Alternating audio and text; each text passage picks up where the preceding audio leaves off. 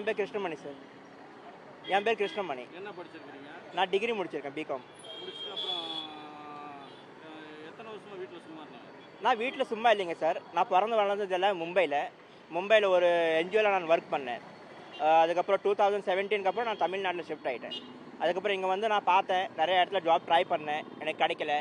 அதுக்காக வீட்டிலேருந்து நான் ஒரு 2021 வந்து நெட் சென்டர் மாதிரி ஓப்பன் பண்ணேன் சார். நான் அது வீட்லேயே ஜெராக்ஸு, அப்புறம் இந்த பேன் கார்டு, ஆதார் கார்டு எல்லாம் போட்டு கொடுப்பேன்.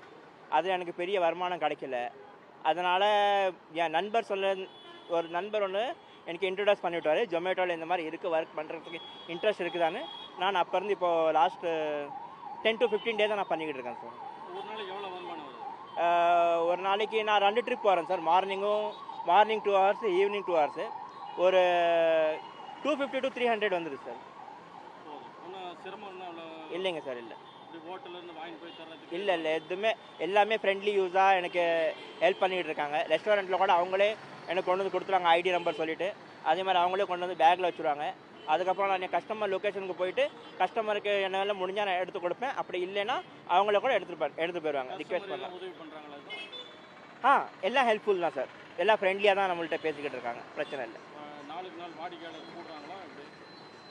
சார் இப்போ ரெய்னி சீசன்னால் கொஞ்சம் சிரமமாக தான் இருக்குது. ஆனால் ஓகே சார். மழை பெய்யுற நேரத்தில் என்ன பண்ணுவீங்க? மழை டைமில் நான் கிளம்புறதில்ல. இந்த டைமில் மழை இருக்கிற மாதிரி இருந்துச்சுன்னா நான் கிளம்புறதில்ல.